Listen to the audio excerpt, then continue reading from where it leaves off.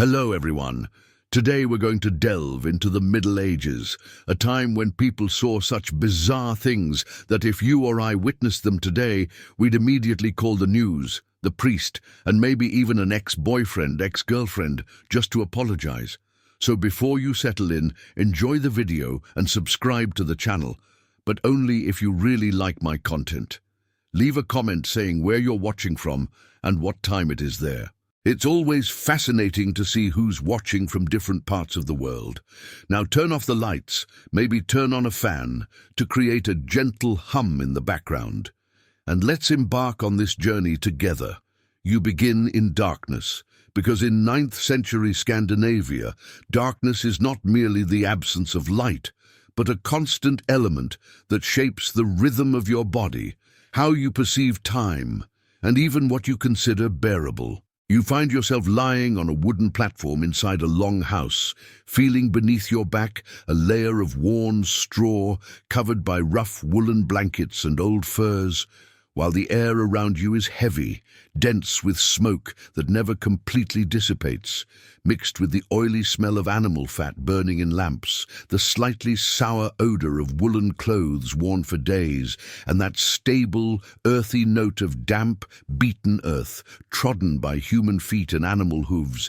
in an environment where the light that exists comes almost entirely from a central fire that is now more embers than flames, projecting a reddish-orange glow that doesn't quite reach the high-ceiling beams.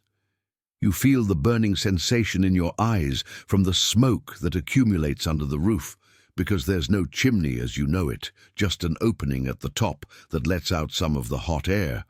but never enough to clear the air. So a brownish-grey haze hangs constantly, impregnating hair, skin, fabrics, and each breath brings a slight roughness to your throat, as if you were always a little cold, always a little congested, living with this discomfort until it seems normal, inevitable, part of the texture of everyday life. If you run your hand along the wall, you feel the roughness of the wood, sometimes whole logs, sometimes planks, sometimes woven sticks covered in dry clay, with small cracks through which a trickle of cold air enters.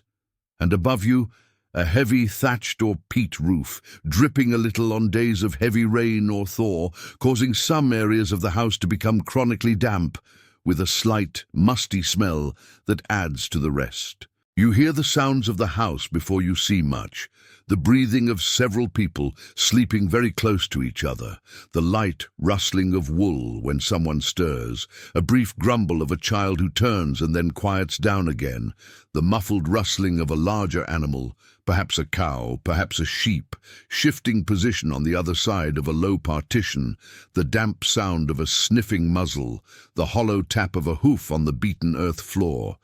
and behind all this the soft crackling of the embers that still survive in the center, sometimes crackling louder when a piece of wood gives way, raising short sparks that rise a few inches before disappearing into the smoky twilight. The temperature inside is cold enough that you can see the vapor from your breath, especially in the early morning hours when the fire was last fed hours before.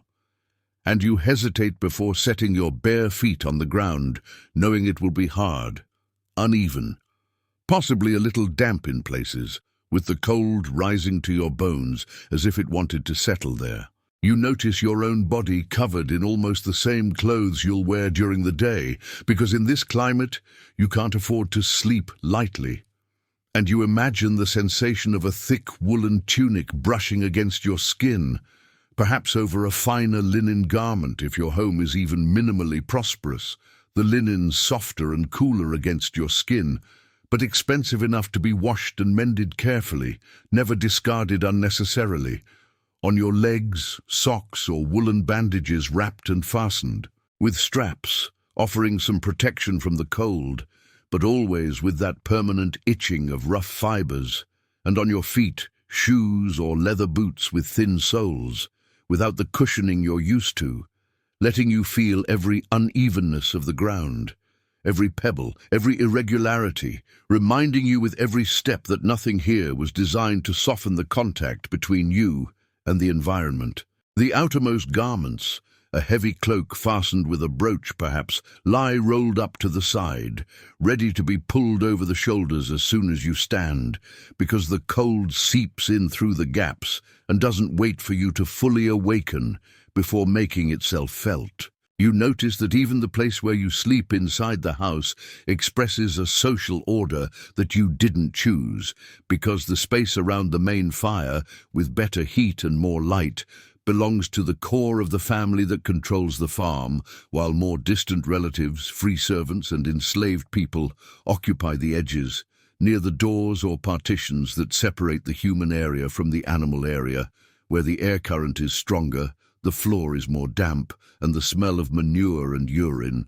is more noticeable at the back of your nose. This distribution doesn't need to be explained aloud. It's learned early on through practice, habit, the way you're instructed to lie down, and you understand with your body that even the heat of the fire is a resource distributed according to status, age, and function within the group. The longhouse is not just a place to sleep, but the center of all existence. It's where people cook, eat, work on interior tasks, store food and tools, shelter small livestock in winter, and the constant physical proximity of people makes any modern notion of privacy seem like a distant, almost incomprehensible concept. You experience the passage of time in a slower, more diffuse way, because there are no clocks on the wall or alarms in your pocket, only the gradual perception that the darkness outside is becoming less solid,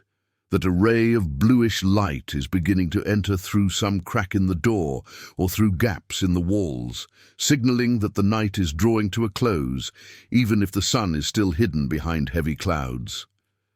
For you, the year is not a succession of dates marked on the calendar, but an alternation between months in which the light hardly ends, and others in which the day seems never to truly begin. And your physical disposition changes along with this, not by choice, but by imposition. Most people live scattered across small rural properties, in narrow valleys, along fjords, on low windswept islands, far from the few rudimentary urban centers like Birka or Kaupang. And you realize that for almost everyone, life revolves around fields, pastures and tides, with a routine that must continually adjust to the cold, snow, mud and short summer windows, in which everything needed for winter must be done at once, without a break. You finally get up from that communal bed, feeling the stiffness of muscles accustomed to hard floors and physical labor, not to padded chairs and thick mattresses. And as you put your foot on the floor, you feel the shock of the cold rising up your leg, the grainy texture of the trampled earth floor mixed with old ash, bits of straw, perhaps a little accumulated moisture along the wall, reminding you that cleanliness here is relative, that sweeping means pushing to the corners what cannot be,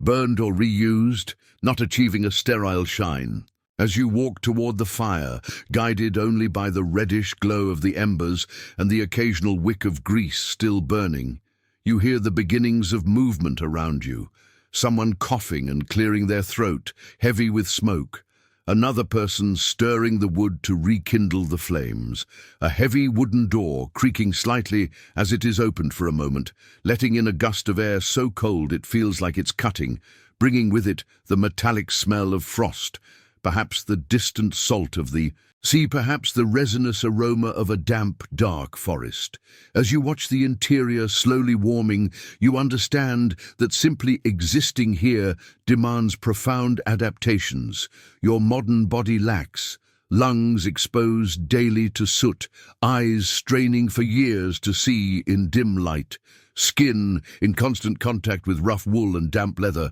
bones that learn early on to accept hard surfaces as resting places and biting wind as an inevitable part of the air you breathe. The longhouse, with its low, smoky ceiling, its cold, damp corners, and its unstable heat source, becomes for you not a romantic movie set, but a living, demanding organism that only tolerates those willing to work, endure, save, and share. And as you feel the day begin, you realize that in this world, surviving even the first few hours of the morning would be, for someone of the 21st century, a test of endurance that exhausts you long before any battle, long before any sea voyage, simply from the constant friction between your body and an environment that has no intention of making your life easier. You move through the long house towards the fire that is now being rekindled, and you realize that the morning ritual here doesn't begin with an alarm, a hot bath, or a cup of coffee,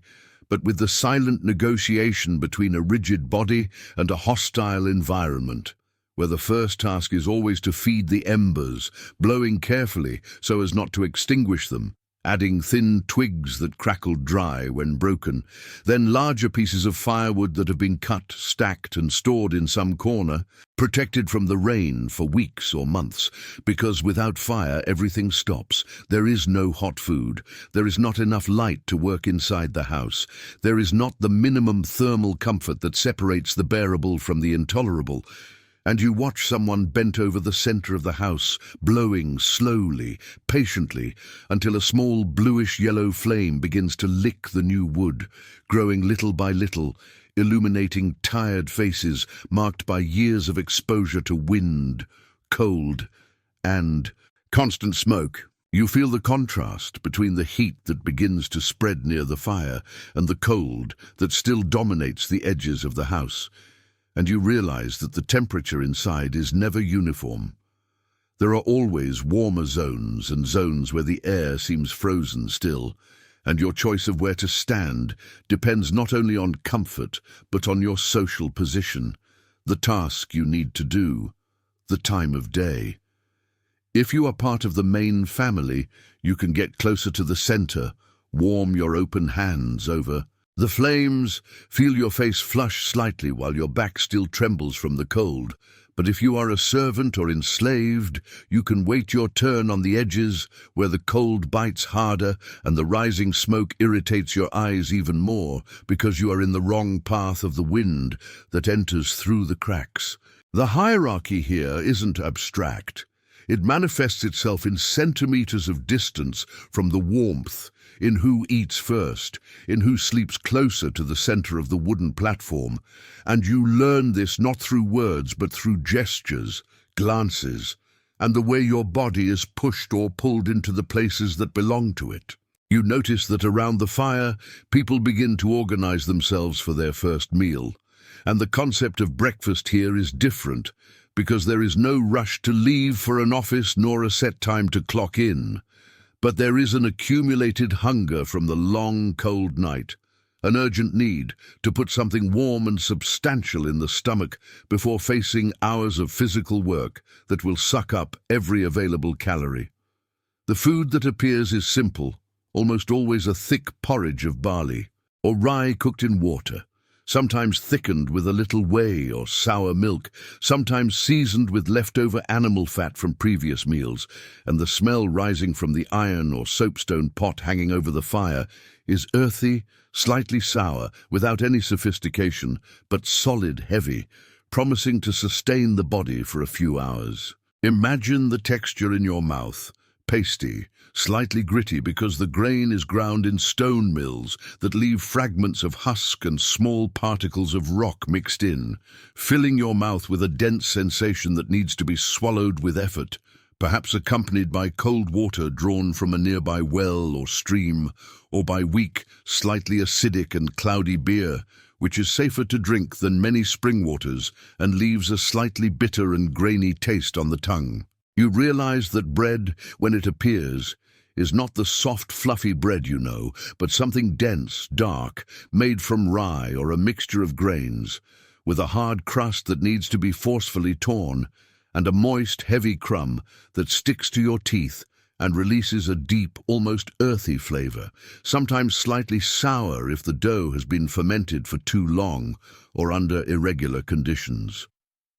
This bread is dipped in porridge broth, or rubbed with a little seal, whale, or pork fat when available, Because real butter is a seasonal luxury tied to the milking cycle of cows and goats, and you understand that each piece of food here carries a story of months of work. Grains planted in the spring in stony, difficult soil, cared for during the short summer under unpredictable rain, harvested quickly before the cold returns, threshed, dried, stored in barrels or leather bags, ground by hand in small quantities as needed, because grinding grain is a slow, arduous task that leaves aching shoulders and tired wrists, almost always done by women who kneel beside heavy circular stones, turning, while the grains gradually turn into coarse powder. You look around and see that the food isn't served on individual plates as you're used to, but often in shared wooden bowls or troughs where people dip wooden or horn spoons, or simply take pieces of bread that serve as both utensil and food. The idea of germs or cross-contamination doesn't exist as you know it, because here collective survival depends on accepting proximity, on sharing not only space but objects, air, food, water, on a level that would make any modern person feel uncomfortable, exposed, vulnerable. You also notice that there is no waste. What's left in a bowl is scraped down to the last grain, broth is drunk straight away or used to soften more bread. Bones are saved to make broth later or given to the dogs that roam near the door, waiting for any leftovers, and even crumbs fallen on the earthen floor are sometimes collected and thrown to the chickens that live freely, pecking between people's feet, pecking at anything that looks edible. You feel the weight of this meal in your stomach, a dense but uncomfortable feeling of fullness, because the food is functional, not pleasurable, designed to provide raw energy, not to delight the palate, and the body here learns to accept dietary monotony as the norm, with slight variations according to the season. In late summer and autumn, perhaps fresh fish or freshly slaughtered meat, the richest and fattiest smell filling the house, with green herbs still available to add a touch of freshness. In winter, only dried, salted or smoked versions of these same proteins, tough, requiring prolonged chewing, releasing concentrated and slightly rancid flavors that mingle with the constant smoke in the environment. Dairy products shape much of life when available, with milk being quickly transformed into butter churned in wooden barrels, into pressed and aged cheeses, into fermented whey that lasts for months and serves as both a beverage and a seasoning. And you can imagine the acidic, pungent smell of these products filling corners of the house, marking clothes and the hands of those who work with them. An odor that never completely goes away, even after washing your hands in cold water. You realize that while this meal is taking place, there is already movement preparing for the day, tools being checked, clothes being adjusted, animals being released or restrained, depending on what needs to be done. And there is no clear separation between eating time and working time. Everything flows together, overlapping, because daylight is too short in winter and too precious in summer to be wasted on long rituals. You see someone adjusting a leather belt from which practical objects hang, a knife in a wooden and leather sheath, perhaps a small whetstone, a piece of flint to start a fire, a small bag with a needle and thread to mend unexpected tears. And you realize that each person carries with them the basic tools for survival, because unforeseen events happen all the time and there are no shops, pharmacies, or workshops within a 5-minute walk. The knives here are universal, used for eating, cutting rope, working wood, opening fish, self-defense if necessary, and their iron blades show signs of constant use, with edges that need regular sharpening, handles worn from contact with sweaty and oily hands, and you understand that such an object is not disposable, it is inherited, repaired, valued, because the iron itself represents hours of a blacksmith's work, burned coal, extracted and processed ore, technical knowledge carefully applied. As the morning progresses inside this long house, you feel the air becoming a little clearer, not because the smoke diminishes, but because your eyes adjust, and because the outside light,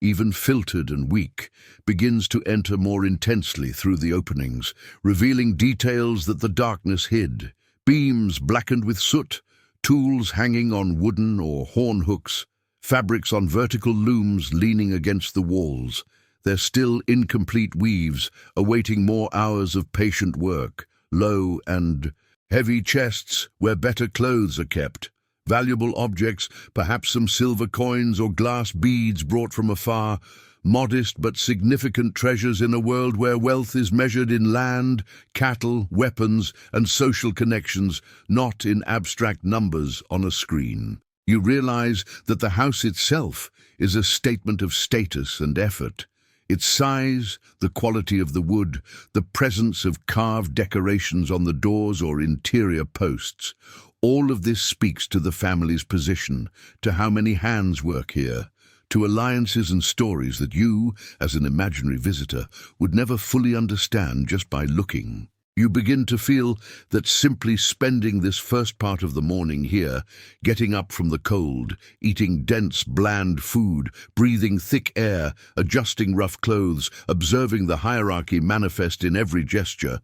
would already be exhausting for someone accustomed to waking up in a private room, taking a hot shower, choosing clean clothes from a closet, making coffee in a machine, eating seated at a table with its own utensils. And you realize that the difference lies not only in material comfort, but in the mental structure that these environments create. Here, you are never alone, never completely clean, never completely comfortable. And these conditions are not temporary, not a weekend adventure. They are the constant fabric of existence, the permanent backdrop against which all joy, all sadness, all boredom, and all expectation must unfold. And you understand that enduring here is not a matter of bravery or strength, but of the ability to accept chronic discomfort as a normal condition, to function without the small escapes and reliefs that modern life offers every few minutes. And this realization alone weighs like a stone on your chest, even before you've left through the door. He stepped outside and faced the world. You approach the heavy door of the long house, feeling the weight of the thick wood as someone pushes it open, and what enters first is not light, but cold, a cold that cuts through exposed skin as if it had sharp edges, bringing with it the clean, cutting smell of icy air, mixed with salt if you are near the sea, or with the resinous aroma of pines and firs if the farm is further inland, next to dark forests that seem to absorb the little light available. You step outside and immediately feel the difference in temperature, because however uncomfortable it may be inside the house, at least there was the warmth of the fire and the huddled bodies. But out here, the wind finds no resistance. It sweeps across the open fields, glides through narrow valleys, whips around the corners of buildings, and pulls away any warmth your skin still holds, leaving your fingers, ears, and nose aching in a few minutes if you don't protect them with fabric or fur. You look around and see that the world here is small on a human scale, but immense in its demands. A collection of low, dark wooden or mixed wood-turf buildings with thatched or peat roofs overgrown with moss and grasses, making the houses seem almost part of the ground, sprouting from it rather than imposed upon it. There are no paved streets, only paths trodden by human feet and animal hooves, dirt roads that in summer raise fine dust and in winter turn into thick, cold mud clinging to the leather soles of your shoes, and making each step heavier, more slippery, requiring constant attention to avoid twisting an ankle on a loose stone or sinking ankle-deep into a hole filled with icy water.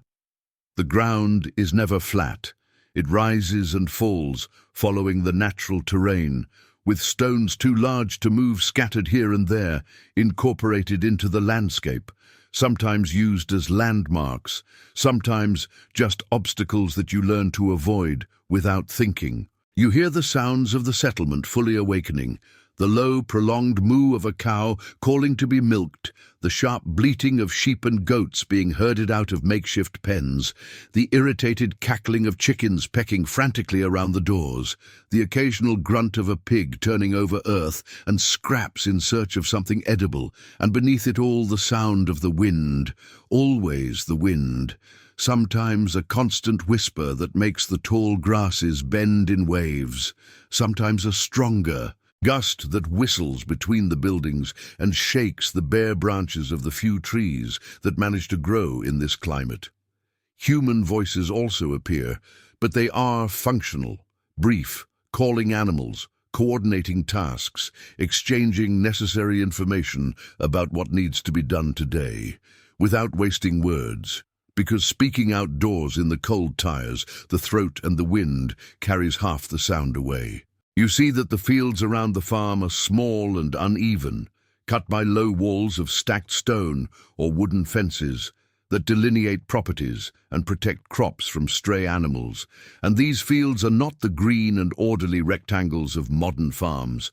but patches of laboriously worked land, wrought from stony and acidic soil, where each square meter represents hours of work with iron hoes, ploughs pulled by lean and hardy oxen, and the hands of many people bending over to remove stones, break up. Clods spread manure as fertilizer, because without this continuous effort, the land simply does not produce enough to keep everyone alive through the winter. The crops you see are barley, rye, oats, sometimes flax for making fabric, each low and hardy plant, adapted to the cold and the short growing season, and you realize that the success or failure of these crops determines who eats well, who goes hungry, who needs to slaughter animals too early to get protein, who manages to keep enough livestock for the next year. You feel the wind tugging at your woolen cloak and realize how difficult it is to keep your body warm when you're standing outside, the cold seeping in through every opening in your clothing, creeping up your legs through fabrics that never fully dry, running down your neck if you don't wrap your cloak tightly. And you understand that working here means being in constant motion, because stopping is freezing, and freezing means losing fingers, ears, nose, or worse, losing the ability to continue. Working, which in a subsistence economy like this, can mean the difference between surviving and not surviving. You see people moving with purpose, not in a hurry, but with determination, each going to their assigned task, and you realize there are no supervisors shouting orders because everyone here knows what needs to be done. They learned it from childhood by observing, imitating, being gradually integrated into the work cycle that defines life. You watch someone herding cows out of a barn attached to the main house, and the smell of the animals hits you hard. The sweet, heavy odor of fresh manure, the acidity of urine accumulated in the straw on the floor, the musky smell of dirty hair and large bodies that are not washed, only occasionally brushed, and you realize that these animals are not just future food, but living wealth, walking capital, sources of milk that becomes butter and cheese, of leather that becomes shoes and belts, of bones that become tools and buttons, of horns that become combs and containers, of tendons that become ropes, and you understand that losing a cow to disease, predator, or accident is an economic tragedy that can take months or years to recover. The cows here are smaller than modern ones, leaner, with ribs visible under their skin at the end of winter, but hardy, able to survive on poor hay and scraps when there is no green pasture available. You see sheep being herded, their low, stocky bodies covered in dirty, matted wool, full of twigs and mud, nothing like the clean, fluffy wool you buy in stores, and you realize that shearing these sheep in the spring is a brutal task, holding animals that don't want to cooperate, using iron shears that tire your hand, working for hours until mounds of oily, smelly wool accumulate, then needing to be washed in cold water, carded to align the fibers, spun on spindles that turn and turn while your hands work their way through loose fibers into usable yarn, and then finally woven on heavy vertical looms, all before you have a single piece of fabric to make a tunic or a blanket. And you begin to understand why clothes here are patched together until they literally fall apart. Why every piece of fabric is precious. Why funeral shrouds for ordinary people are sometimes made from stitched-together scraps, because wasting an entire piece of fabric on a dead person would be unthinkable. You hear the rhythmic hammering of a hammer on metal coming from a smaller, smokier building than the others, and you realize that the blacksmith is there, or someone doing basic repairs on tools, because iron is too valuable to replace casually. Every axe, sickle, knife, plowshare needs to be maintained, sharpened, repaired when it breaks, and you see sparks flying when the hot metal is hammered, the characteristic smell of burning coals and heated iron spreading, and you understand that this work requires not only strength, but technical knowledge passed down from person to person, from generation to generation, because without functional metal tools, almost nothing can be done efficiently. Wood cannot be cut, land cannot be plowed, food cannot be prepared properly, and the dependence on a few individuals who master these skills creates another layer of hierarchy and power within the community. You feel your feet going numb inside your thin leather shoes, and you realize that walking here means dealing with uneven terrain, stones that shift under your weight, sucking mud, slippery wet grass. And there are no sidewalks, no lit paths, no handrails or even steps. Just the natural world slightly modified by human use, and your ankles protest. Trying to adjust with each step, your knees feel the impact of missteps, and you understand that injuries here are easy to happen and difficult to heal, that a sprained ankle can leave you unable to work for weeks, forcing others to carry your weight, creating resentment, guilt, fear of becoming a burden. And this psychological pressure adds to the constant physical discomfort, creating a tension that never fully relaxes. You look at the sky and see that even during the day, the light is diffused, filtered by low, heavy clouds that seem to be ever-present, sometimes dropping a fine drizzle that isn't strong enough to make you run inside, but slowly soaks everything,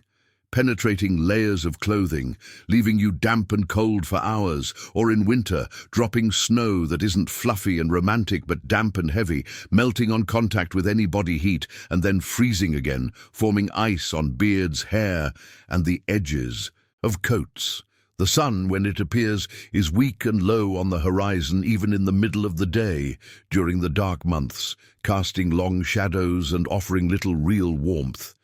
And you realize that sunlight here is a valuable, though not guaranteed, resource, and that people take advantage of every ray to dry things, warm their bodies, work on tasks that require clear vision, because wasting daylight is wasting opportunity. You realize there's no moment when you can simply exist comfortably outside. There are no benches in sunny squares, no heated cafes, no rest areas designed for leisure, because the outdoors is a workspace, a place of movement, of exposure to elements that don't care about you. And the only real break comes when you go back inside the long house. But even there, the discomfort is different, not absent, just replaced by irregular heat and thick smoke instead of cold and wind. You feel that your modern body, accustomed to climate-controlled environments, to technical clothing that wards off moisture, to shoes with cushioning and insulation, is simply not prepared for this raw and continuous exposure, and that within a few hours your fingers would be numb, your skin cracked, your lips chapped, your nose runny, your throat scratched by the cold air, and you would still have to keep working because there's no option to go home and rest. You're already home, and home isn't a refuge. It's just the place where work shifts from external to internal. You finally understand that the external environment of the Viking farm in the 9th century isn't hostile in the sense of actively trying to kill you like a predator, but is indifferent, completely uninterested in your comfort or survival, and that living here means constantly negotiating with this indifference, extracting from it the bare minimum through incessant work, accumulated knowledge, and forced cooperation. and that failing in this negotiation for a single day, for a single wrong decision, can trigger a cascade of problems leading to hunger, disease, death, and you begin to feel the weight of this responsibility, not as drama, but as constant, monotonous pressure that never stops tightening. You realize that the day out there isn't organized by blocks of morning of work, afternoon off, or night of rest, but by an almost uninterrupted sequence of tasks that fit into one another, determined by the season, the weather, and the state of the livestock, the fields and the food reserves. And as you watch the farm slowly shifting toward this rhythm, you understand that there is no real space for doing nothing. Even what seems like a pause is filled with some kind of maintenance, repair, preparation for the next effort. If it is spring, you find yourself led to the fields to prepare the land. The soil still cold and heavy, damp from the thaw, being cut by wooden ploughs with iron tips pulled by oxen that walk slowly, panting, leaving a warm smell of animal and sweat in the icy air, and you feel the rope or handle of the plough pulling against your hands, vibrating with each hidden stone that hits the blade, each root that resists, each more compact section that demands greater effort until your shoulders burn and your fingers begin to lose sensitivity from the cold and the combined effort. You find yourself bending over to scatter barley or rye seeds into furrows that aren't perfect or perfectly straight, just deep enough to protect the grain from birds and wind, and the movement repeats and repeats and repeats until your spine feels like a taut iron bar and your knees ache from bending so many times over uneven ground, where each step is a small negotiation with loose stones, holes, and clumps of grass that resisted the plough. At the same time, you smell the churned, damp, cold soil, a mixture of clay, sand, and decaying organic matter, and you understand that this smell, which on a modern stroll might seem pleasant and nostalgic, here is primarily a reminder of work and risk, because if the weather turns too late, if late frosts arrive after germination, if heavy rains wash away the seeds, all this effort can result in empty ears of corn, sparse fields, less bread and porridge in winter. With each handful of seeds thrown, you are, without exaggeration, gambling months of future life. You realize that at other times of the year the work changes form, but not intensity. In summer, for example, when the sun hardly sets in certain latitudes, you are thrown into a race against time to harvest enough hay to keep the animals alive during the winter, cutting tall grasses with iron scythes that require wide and coordinated arm movements, a constant swaying of the torso and waist, and the sound of the metal-cutting plant fibers mixes with the dry rustling of falling vegetation, with the insistent buzzing of insects, attracted by the heat and the sweat that runs down your skin, dripping in drops that mix with the fine dust raised from the fields. The smell is intense and saturated, a sweet and green mixture of freshly cut grass, warmed by the sun, with the salty odor of your own overworked body, and you feel the woolen shirt sticking to your back, damp, rough, rubbing against your skin in a constant friction that, over the days, creates areas of irritation, redness, perhaps, even open wounds that don't have time to heal properly. After cutting, the hay needs to be turned, dried, gathered and transported to storage areas, and each step is another series of repetitive movements that take their toll. You understand that not everyone works in the fields in the same way, and that the division of tasks by gender and age delimits both the type of effort and the place where each person spends their day. Adult men are often occupied with the heaviest outdoor activities, such as ploughing, cutting wood, building or repairing fences and boats, and tending to fishing nets, while women, in addition to participating in harvests and caring for smaller animals, carry the constant burden of tasks that seem small in isolation, but together add up to an almost endless volume, grinding grains in hand mills, carding and spinning wool into endless threads, weaving on vertical looms that require hours, standing beating the yarn, cooking, washing in cold water, still limited and heavy to carry, mending clothes, making and repairing ropes, and caring for children who are always present and always dependent. Imagine yourself kneeling beside a stone mill, turning the top disc with both hands, feeling the weight dragging across your forearm and shoulder muscles, hearing the harsh sound of stone against stone, watching the coarse flour slowly fall in a circle around you, realizing with dismay how slowly the volume increases, how much effort is needed to produce enough for just one pot of porridge. You notice that the interior of the house during the day is also a place of intense work, not a refuge for rest. There is a loom leaning against the wall, its vertical rope stretched with weights of clay or stone at the lower end, and someone passes the horizontal thread between them using a simple shuttle, then tamping the thread with a wooden comb, repeating this movement hundreds, thousands of times until a single piece of fabric emerges, slowly, line by line.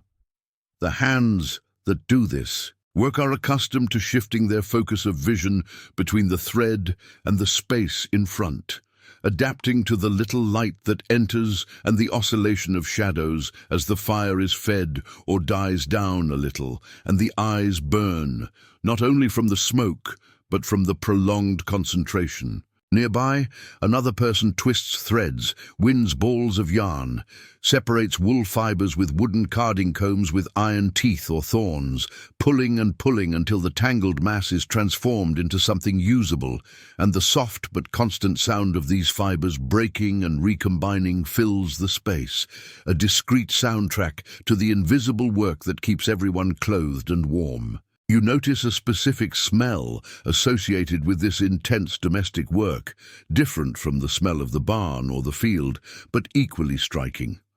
The greasy odor of raw wool still impregnated with lanolin and dirt, which leaves your hands slippery and slightly sticky. The bittersweet smell of milk being transformed into cheese or butter, with sour whey in buckets and hides hanging, exhaling vapors that mingle with the constant smell of smoke and cooking food,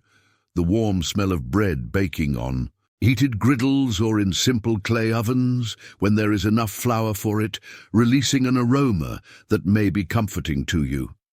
But here it is also a reminder of the fragility of this resource, of how many ears of grain, how many hours of work were needed for this bread to exist. You realize that the hands that stir pots, knead dough, and cut meat and vegetables on dark wooden boards are the same hands that, shortly before, ground grains and carded wool, and that these hands have no rest. They don't know the feeling of having nothing to do. You begin to feel in your own body, even in your imagination, the accumulation of small aches and pains that this rhythm generates, the lower back tightening after hours of work bent over, the knees that crack when you stand up after a long time kneeling on the hard ground, the wrists that throb after holding tools, spindles or plough handles, the shoulders that become knotted with tension due to the repetitive movement of scythes, axes, shovels. There is no planned stretching, no orthotics, no anti-inflammatory pills. Only occasionally herbs used in infusions or poultices, quick massages done by familiar hands, and above all, the cultural expectation that you will continue.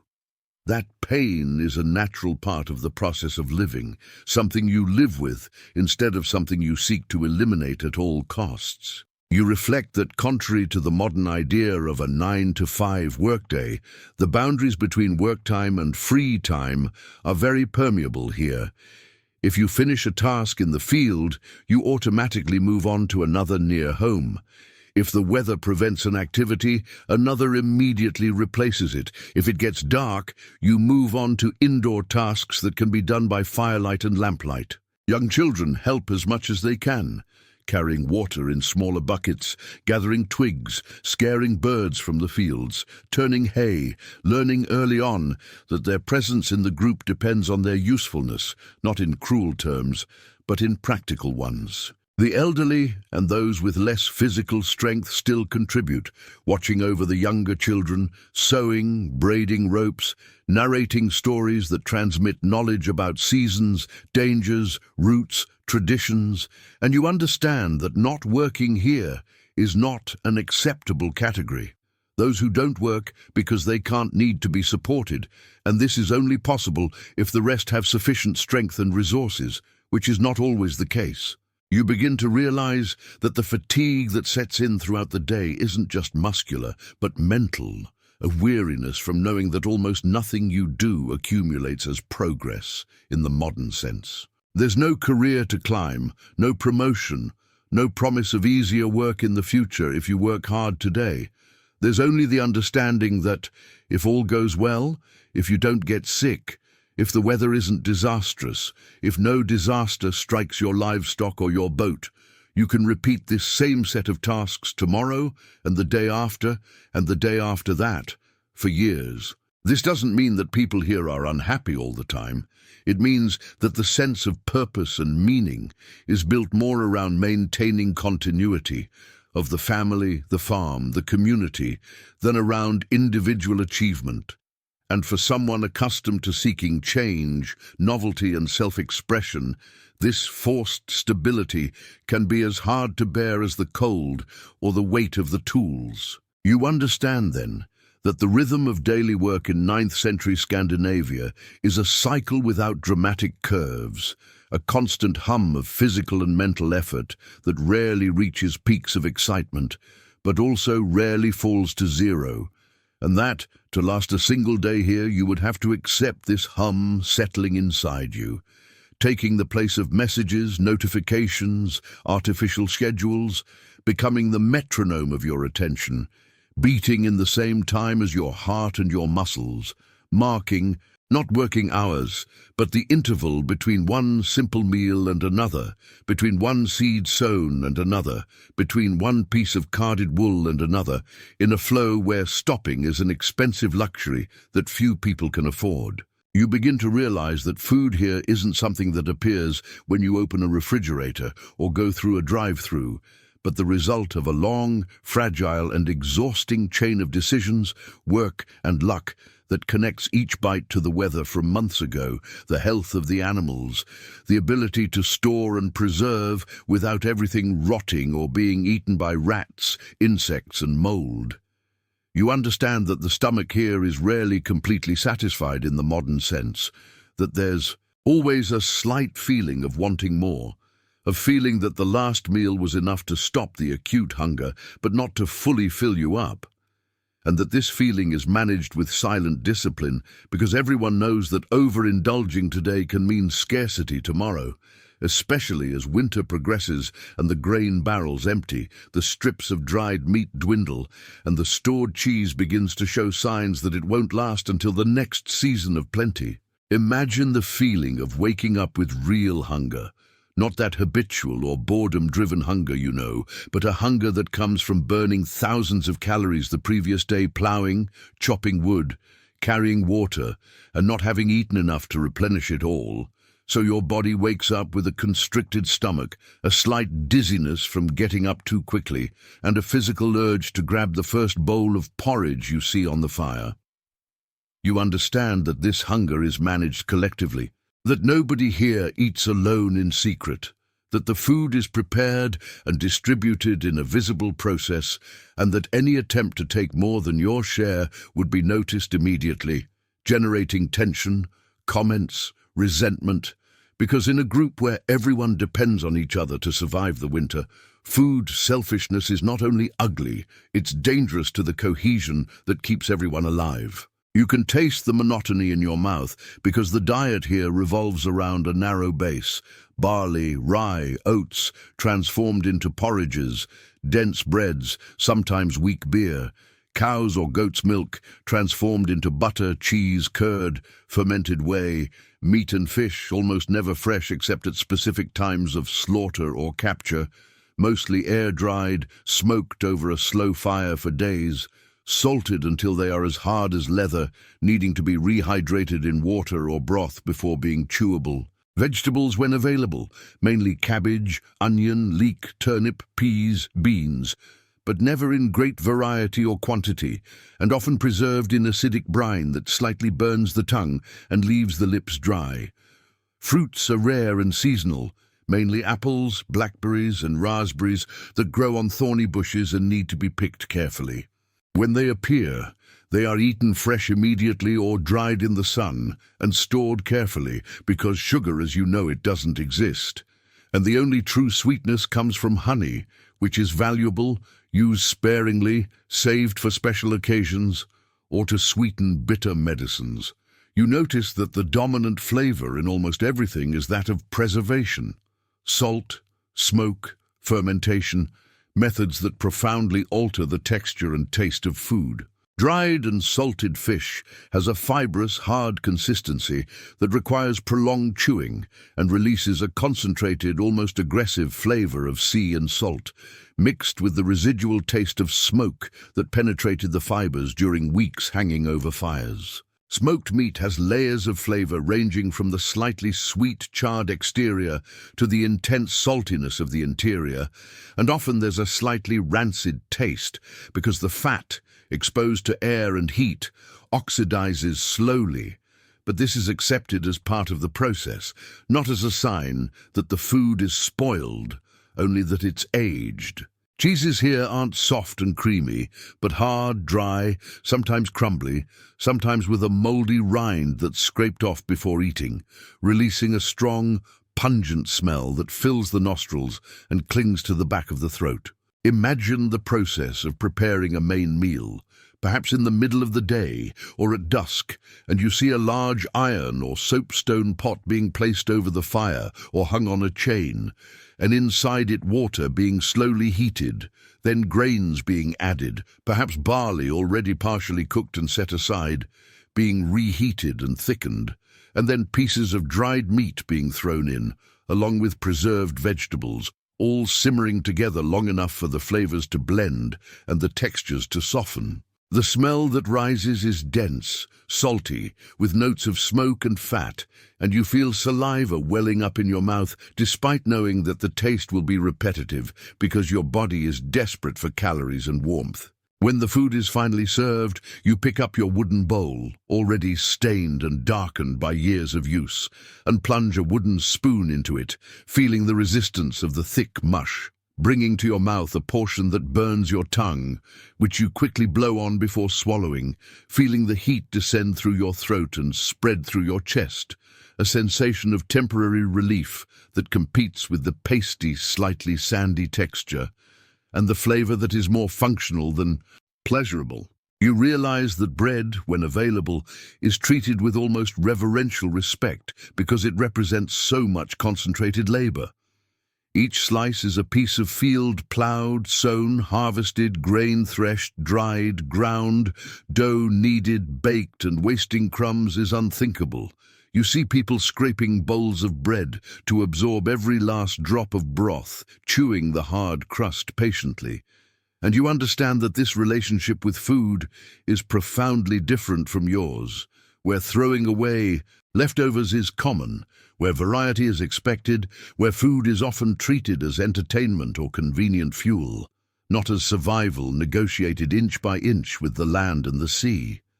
Here, each meal is a small miracle of logistics and endurance, and failing to appreciate this, to eat with silent gratitude, would be seen as dangerous ingratitude, as disrespect to those who work to bring that food to the table. You sense that drinking here is also different. Water, when available from wells or streams, is cold, sometimes tastes of stone or earth, and is not always reliable, so weak beer, made from fermented grains with a low alcohol content, is consumed daily, even by children, because it is safer and provides extra calories. The taste is sour, slightly bitter, cloudy, nothing like modern filtered and carbonated beers, and you drink it straight from horns, wooden mugs, or rustic ceramic ones, sometimes feeling small pieces of sediment in your mouth, discreetly spitting them out or swallowing without complaint. Fresh milk, when available, is consumed quickly because without refrigeration it sours in hours. But sour milk is not thrown away. It is used to make cheese, curd, butter, or drunk even sour because waste is not an option. The liquid left over after making cheese is fermented and drunk. Its acidic and slightly effervescent flavor is seen as refreshing, nutritious, and valuable, not as waste. You understand that hunger here isn't just a lack of food, but a constant underlying presence, especially at the end of winter and the beginning of spring, when stocks are lowest and the next harvest is still months away. You see people visibly losing weight as the weeks go by, faces becoming more angular, clothes becoming looser, energy waning, and you feel the collective anxiety about whether the grain will last, whether more animals will need to be slaughtered than planned, whether someone will fall ill just when food is scarcest and the body is weakest. Young children, the elderly, and the sick are the most vulnerable, and a cruel arithmetic is silently calculated. Those who can work receive food priority because they keep the farm running, and those who cannot physically contribute may receive smaller portions, not out of cruelty, but out of necessity to keep the majority alive and functional. You realize that parties and banquets, when they happen, are carefully planned explosions of abundance, usually linked to important events like weddings, funerals of wealthy people, seasonal festivals, and at these times, food appears in seemingly impossible quantities. Roast meat in large chunks, whiter and softer breads made from sifted flour, honey in bowls to sweeten drinks, stronger beer, mead made from fermented honey, and you feel the impact of this temporary generosity with people eating until they feel uncomfortably full, because they know that tomorrow there will again be controlled scarcity. These events also have a social function, reinforcing alliances, demonstrating the wealth and generosity of local leaders, distributing excess in a way that creates obligation and loyalty, and you understand that food here is never just food, it is always also politics, status, relationships. You feel the emotional weight of never being able to fully relax about food, of always having to think months ahead, of always worrying about rats in the barn, about rain that could ruin the hay, about storms that sink fishing boats, about diseases that kill livestock, and you understand that this constant, low-level anxiety is part of the psychological texture of living here, shaping not only what you eat, but how you think, how you plan, how you relate to others. Because ultimately, surviving here is a collective project where the food in your bowl depends on the work of dozens of other people, and the food in their bowls depends on you, creating a network of interdependence that is both comforting and oppressive, supportive and controlling. You realize that your modern body, accustomed to 3 varied meals a day, snacks whenever you want, vitamin supplements, processed food full of sugar, salt and fat in quantities that the brain loves, is simply not prepared for this monotonous, restrictive, salty, smoky, fibrous diet where chewing is work, where swallowing sometimes requires determination, where feeling satisfied is rare and feeling physically full is almost a luxury reserved for special moments. You understand that spending a single day here would mean ending the day hungry, with your stomach complaining, your mind fantasizing about foods that don't exist in this world, and realizing that tomorrow will be the same, and the day after tomorrow too. A repetition that only changes slightly with the seasons, but never transforms into reliable and permanent abundance. You realize that every movement on the farm, every word exchanged, every glance directed at another person, carries a weight of hierarchy and obligation that you feel in your skin even before you fully understand it. Because here, there is no modern illusion of automatic equality between individuals, and from the moment you wake up, your place in the social order is already defined by who you were born into, by whom you serve, by how much land or how many animals your family controls, by your age, your gender, your freedom or lack thereof. And these distinctions are not abstract. They determine where you sleep, how much you eat, whether your opinion matters in discussions, whether you can own property, whether you can refuse an arranged marriage, whether you can leave on a business or military trip, or whether you are stuck here, working for the benefit of others without real choice. You see that the head of the farm, the landowner, occupies the literal and symbolic center of the longhouse near the fire, in the best seat, receiving larger portions of meat at meals, consulted on decisions that affect everyone, and his authority is not openly questioned because it comes from a combination of possession of resources, physical strength or ability to mobilize force, family connections with other properties and local leaders, and a tradition that says that's how it's always been and how it should continue. You understand that free men of intermediate status, perhaps adult sons of the landowner, close relatives, or tenants with their own small plots of land, occupy a lower position, yet still with dignity and rights, capable of carrying weapons, of participating in local assemblies called things, where disputes are resolved, laws are declared, and agreements are made, but always aware that their power depends on alliances, on not offending those who have more, on maintaining a reputation for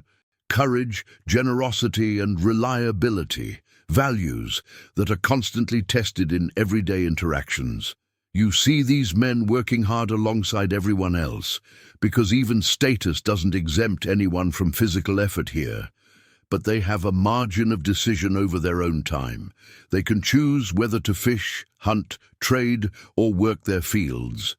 And this freedom of movement, however small, drastically separates them from those who have no choice at all. You look at women and realize that their position is complex, neither entirely subordinate nor entirely autonomous, occupying a space where they have real authority within the domestic sphere, controlling the keys to the house, overseeing economically vital textile work, managing food stocks, participating in some decisions about marriages and alliances, and being recognized in legal contexts as capable of inheriting property under certain conditions, of initiating divorces in extreme cases, of acting as respected figures, especially when they are widows of important men or when they accumulate years and experience. But you also see that this authority has clear limits, that women do not participate in assemblies as voters, that violence against women is punished differently depending on their status and who assaulted them, that expectations about chastity and fidelity are applied asymmetrically, and that women's work, although essential, is often invisible in narratives that glorify battles and sea voyages. You feel the oppressive presence of slavery because this world depends in part on the labor of enslaved people, called thralls, captured in raids in the British Isles, continental Europe, the Baltic regions, or born to already enslaved parents, and these people occupy the lowest level of the hierarchy, sleeping in the worst places in the longhouse, receiving the smallest portions of food, working the dirtiest and most exhausting tasks, with no right to refuse, no pay beyond minimal food and shelter.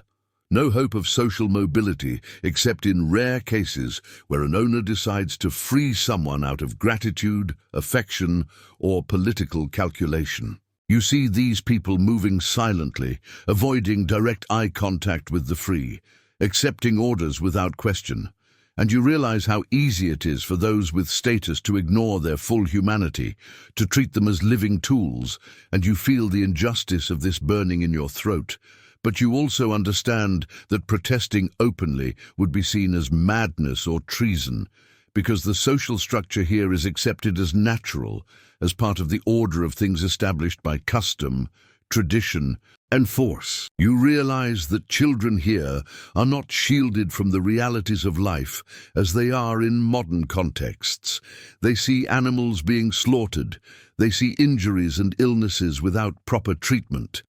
They see conflicts and physical punishments, and they are incorporated into work from a very young age, starting with simple tasks and gradually taking on more as they grow. A 6-year-old child already carries water, scares away birds, helps gather firewood, and by 12 is doing almost adult work, with little separation between childhood and maturity, because there is neither the time nor the resources to prolong dependence. You also see that not all children born survive, that infant mortality is high due to disease, malnutrition, cold, accidents, and that families need to have many children, hoping that some will reach adulthood, creating a relationship with death that is closer, more routine, less surrounded by taboos than you are used to, although no less painful for the parents who lose them. You feel that personal reputation here functions as a form of social currency, where being known as generous, courageous, trustworthy, good with words, skilled in crafts, increases your value and opportunities, while being seen as cowardly, a liar, stingy, incompetent, can isolate you, hinder advantageous marriages for your children, and cause others to hesitate in forming alliances with you. You realize that gossip and stories circulate quickly in small communities where everyone knows each other, where there is no anonymity, and that a mistake, a poorly resolved insult, an unpaid debt can haunt you and your family for years, generating disputes that sometimes explode into physical or legal violence. You understand that honor here is not just an abstract concept, but something that directly affects your safety, your access to resources, your ability to live without constant fear of retaliation. You observe that conflicts are resolved in various ways and not always through direct violence. There are systems of compensation where offenses are paid for with silver, cattle, or other goods, amounts carefully calculated depending on the severity of the offense and the status of the victim, and you realize that the life of an enslaved person is worth far less than the life of a free man from a good family, that killing or injuring someone important can demand such a high payment that it ruins entire families, while offenses against those of low status are treated lightly. There is also the possibility of formal duels, mediation by respected leaders, and when nothing else works, bloody revenges that create cycles of retaliation that last for generations, with entire families dragged into conflicts initiated by old disputes over land, women, insults, or debts. You feel the constant pressure of social conformity, of needing to behave according to expectations of gender, age, and status, because deviating too much from these norms brings social punishment in the form of exclusion, ridicule, loss of opportunities, and in extreme cases, banishment or death. You see that there is little room for radical individualism here, that survival depends on cooperation, on fitting in, on not challenging the established order unless you have enough power to do so. Without devastating consequences, you realize that for a modern person accustomed to valuing personal authenticity, freedom of expression, individual rights, this pressure would be suffocating. A tight noose around the neck that never fully loosens, reminding you at every moment that here you are, not an autonomous individual, but a knot in a web of obligations, expectations, and hierarchies that existed before you were born and will continue to exist after you die. You understand that marriages here are strategic, arranged by families to create alliances, consolidate land, resolve disputes, and that romantic love, when it appears, is secondary, a pleasant but unnecessary bonus. You see young women being married to older men from other farms to seal agreements. You see men seeking wives who bring dowries in cattle, land, or useful connections, and you realize that these unions are social contracts as much as personal ones, with clear expectations of producing heirs, competent domestic management, political loyalty, and that failing to meet these expectations can lead to divorce, abandonment, or worse. You also see that sexuality is regulated in a complex way, with expectations of female fidelity being rigorous, while men of status can have concubines or extramarital relationships with minor social consequences. and this asymmetry is accepted as natural, rarely openly questioned. You realize that even the language used here reflects hierarchy, with specific ways of addressing superiors, equals and inferiors, with insults carefully calibrated to offend without crossing boundaries that could force physical confrontation, and with praise strategically distributed to build alliances and show respect. You understand that words here have real weight, that poetry and the ability to speak well are skills valued as much as physical strength, because convincing others, forming consensus in assemblies, resolving disputes through skillful argumentation, are forms of power that allow one to influence events without always resorting to violence. You see bards and storytellers being valued, treated with respect, even when they lack wealth because they carry collective memory, preserve laws, celebrate achievements, criticize failures, and shape reputations in ways that can elevate or destroy. You finally feel that to survive a day in this complex social environment, you would need not only to work physically, not only to endure cold and hunger, but also to constantly navigate this web of power, status, and obligation, reading subtle signs of approval and disapproval, calibrating your words and actions so as not to offend those who have power over you, not to appear weak before those who might challenge you, to maintain alliances that protect you and your family, and this constant navigation, this permanent social vigilance, would be mentally exhausting in a way that physical work alone cannot capture, adding yet another layer of difficulty to an existence already saturated with challenges. And you begin to understand that surviving here is not just about physical endurance, but about psychological flexibility,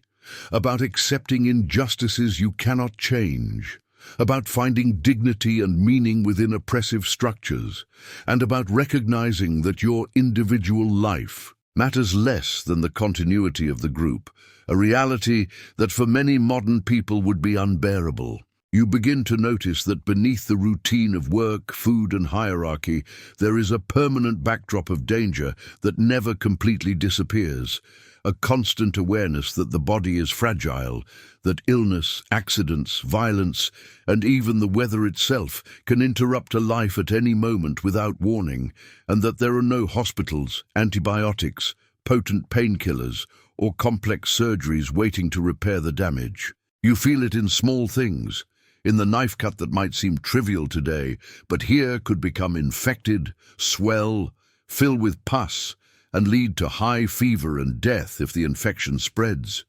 In the throbbing toothache caused by cavities from a diet high in carbohydrates and poor in regular oral hygiene, which can turn into an abscess and cause septicemia.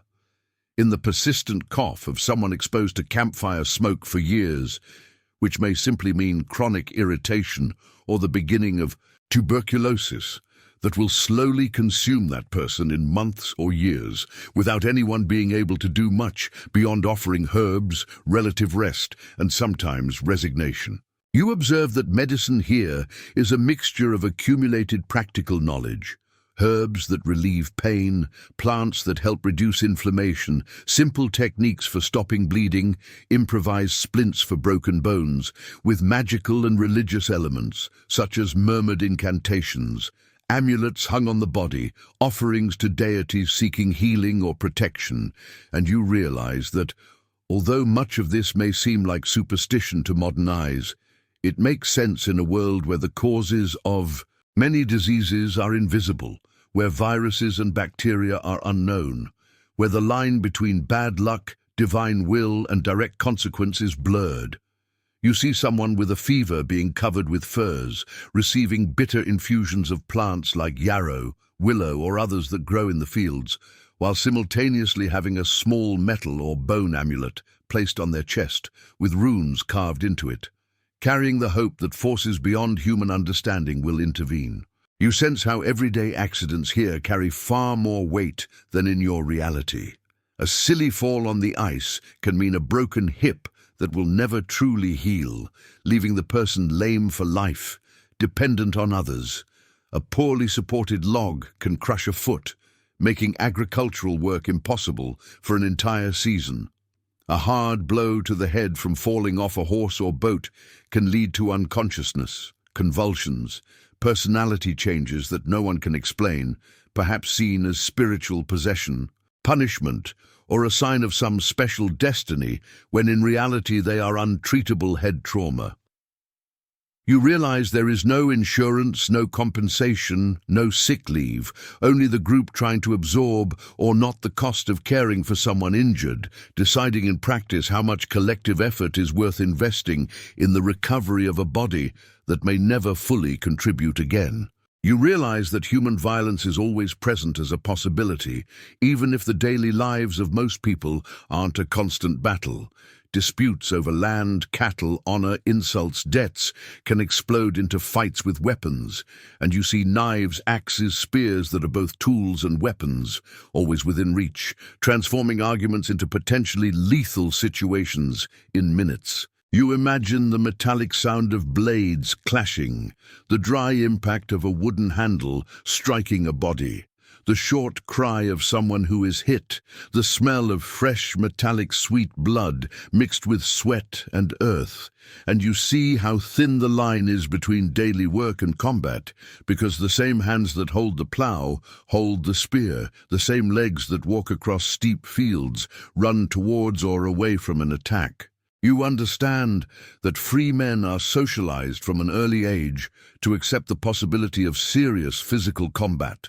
that carrying a weapon is part of their status, and that a reputation for courage in battle is still an important currency, even if the battle itself is episodic. You remember that 9th century Scandinavia is at the heart of the so-called Viking Age, and although the popular image focuses on large raids against monasteries in England and the French coast, for many people these events are accounts passed down from others, not direct experiences. Still, if you live in a coastal area or near a shipping route, the arrival of unknown ships on the horizon is cause for apprehension, because they could be merchants, allies, known neighbors, but they could also be hostile groups seeking plunder, slaves, tribute. You imagine being outside on a cloudy day, seeing the dark silhouette of a long-skirted ship approaching, the rhythmic clatter of oars against the water reaching your ears, mixed with the distant shouts of men coordinating maneuvers, and you feel your heart race, unsure whether to run inside, call others, prepare weapons, or just watch tensely. You understand that the sea, so central to trade and mobility, is at the same time a source of threat,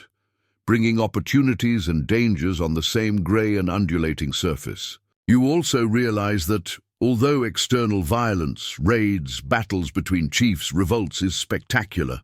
most of the violent tension affecting daily life is internal and localized. Domestic violence, inheritance disputes, revenge attacks for insults or dishonor, ambushes on isolated paths between farms, all occurring without written record, except when their echoes appear centuries later in sagas that transform family tragedies into literary narrative. You imagine the feeling of walking alone through a stretch of forest between settlements, hearing only the sound of your own footsteps, the wind in the treetops, the crows calling, and knowing that if someone decides to attack you there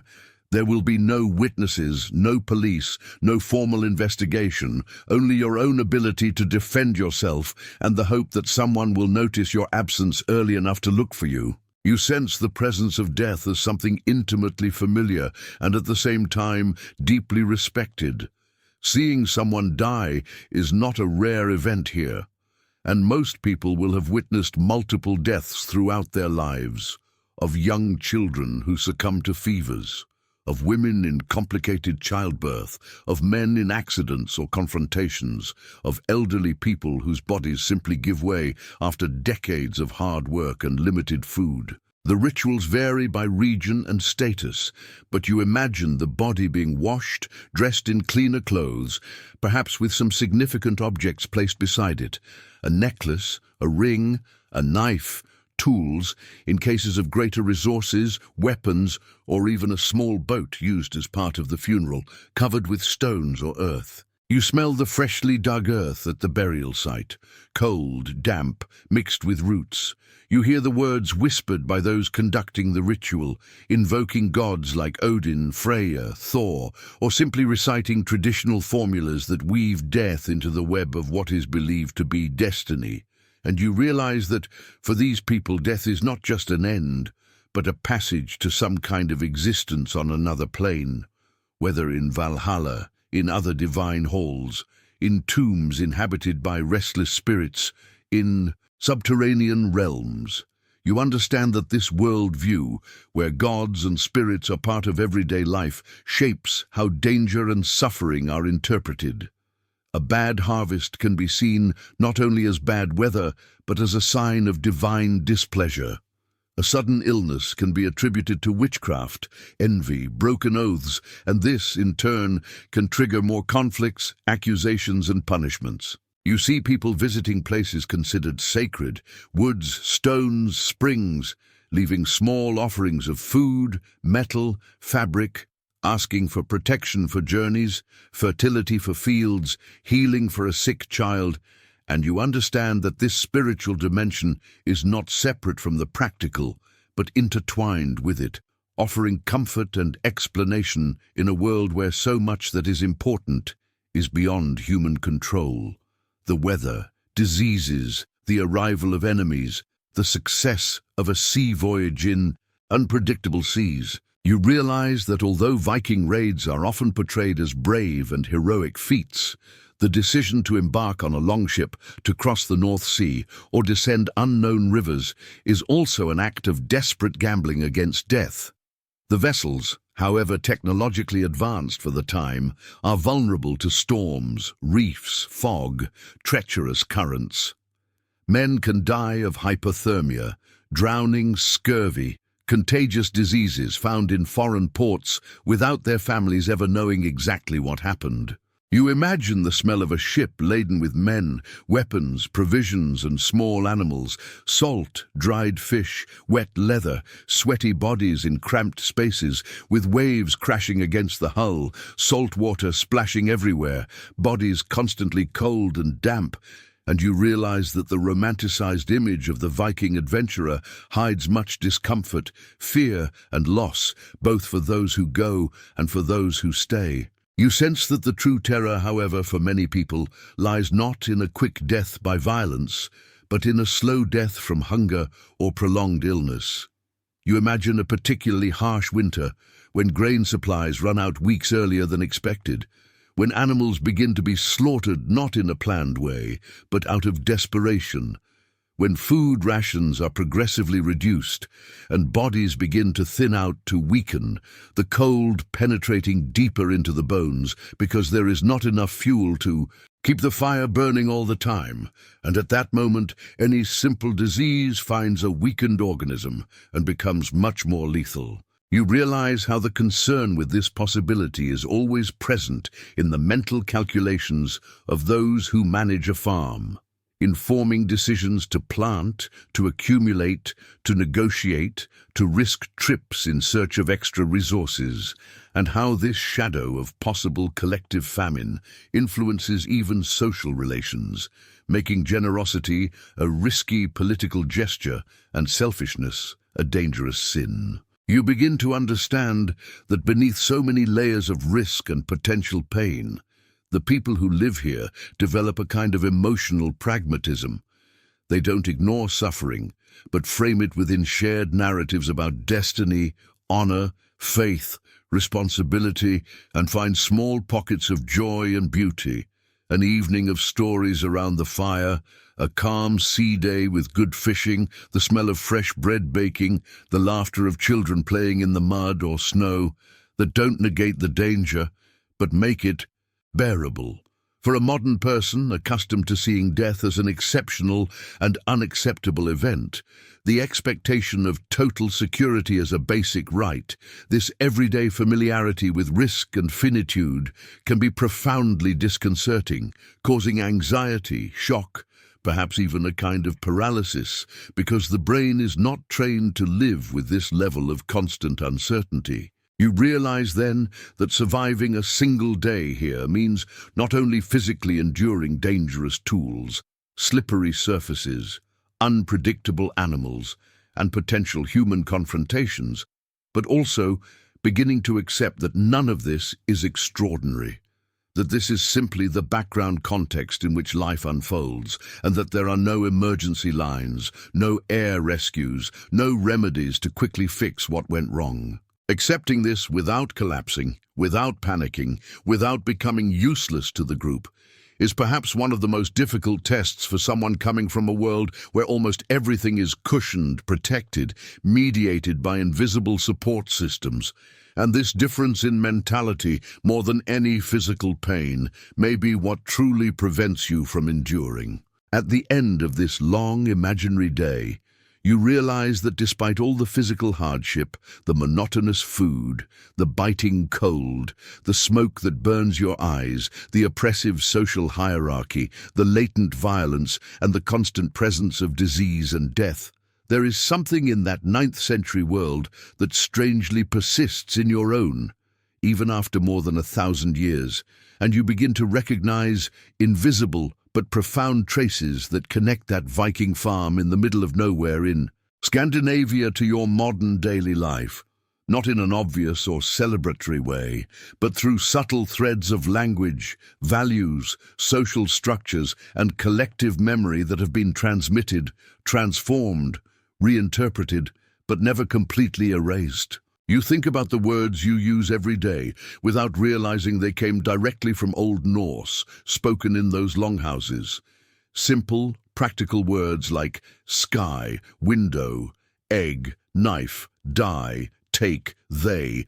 Words that entered English through Scandinavian settlements in England, mixing with Anglo-Saxon and creating a new way of speaking that is now the basis of the global lingua franca. And you realize that every time you use these words, you are unknowingly touching a piece of that world, a linguistic echo of people who lived exactly as you imagined, dealing with cold, hunger, and relentless work. You look beyond the vocabulary and see that the structure of many modern legal systems in Northern Europe and areas influenced by Scandinavian colonization carries traces of the tradition of the thing.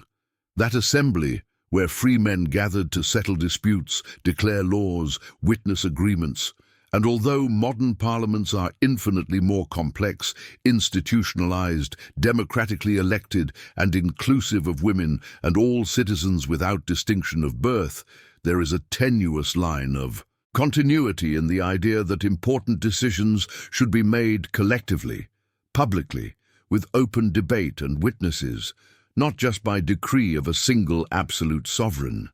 You understand that the concept of juries, of legal compensation for crimes, of witnessed contracts, all have partial roots in these ancient practices, where reputation, word given, and the ability to argue mattered as much as brute force. You think of the place names that dot the map of Northern Europe and beyond, towns in England ending in by, farm, thorpe, village, ness, cape, kirk, church, marking the geography with Viking presence so permanently that modern inhabitants often don't even know the origin of these suffixes. You see that in Normandy, Iceland, the Faroe Islands, Greenland, parts of Scotland and Ireland. The Scandinavian heritage shaped not only place names, but also settlement patterns, building types adapted to the climate, agricultural and maritime practices that were refined but not abandoned.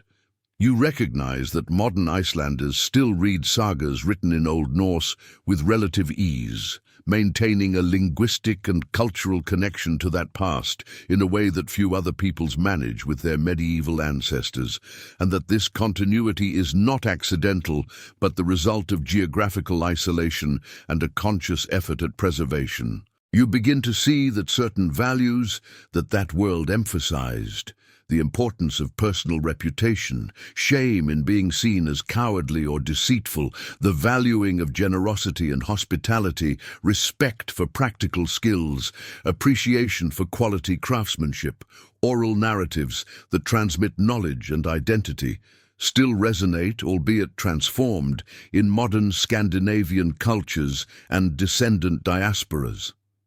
You realize that the contemporary emphasis in Nordic countries on social trust, transparency, and the expectation that everyone contributes to the collective good while maintaining individual independence has complex roots, not determinable by a single origin, but the historical substrate of small communities where cooperation was literally a matter of life or death, where reputation was constantly monitored, where breaking trust brought immediate and severe consequences, certainly informed the development of these norms over centuries. You reflect on how the image of the Viking has been distorted and romanticized over the centuries, especially since the 19th century, when European nationalism sought founding heroes and the Viking Age was reinvented as an era of pure Nordic bravery, of blonde adventurers exploring the world, a narrative that served often problematic political agendas, including appropriations by far-right movements that attempted to use Viking symbols to justify racist ideologies, something that has zero real historical basis, given that medieval Scandinavian society was ethnically diverse through slaves, traders, and settlers of multiple origins, and that the Scandinavians themselves mixed genetically and culturally with peoples from the British Isles, continental Europe, Slavic territories, and beyond. You understand that the real Viking, the ordinary man or woman living as you imagined, was far more concerned with survival, family, harvesting, and trade than with any kind of ethnic purity or mythical destiny, and that reclaiming this ordinary humanity is a way to combat toxic mythologies. You realize that the maritime technology developed by Scandinavian shipbuilders, long light hulls, efficient keels, the ability to navigate both open seas and shallow rivers, sails and oars combined for flexibility, represented a significant advance that allowed not only raids, but exploration and colonization of regions as far away as Iceland, Greenland, and eventually North America, centuries before Columbus, with the settlements at Lanceau Meadows, in what is now Newfoundland, proving Scandinavian presence on the American continent around the year 1000. You understand that although these American settlements were not permanent, they demonstrate the impressive reach of a society that, in terms of population and resources, was small compared to contemporary empires, but which, through ingenuity, courage, and necessity, managed to project itself across icy and unknown oceans. You also sense that the Viking legacy includes less tangible cultural contributions. The Icelandic sagas, written in the 13th and 14th centuries but preserving older oral memories and traditions, are considered masterpieces of world literature, offering complex portraits of characters, moral dilemmas, social structures, and functioning as one of the few detailed windows into medieval mentalities outside the dominant Christian context of most medieval Europe.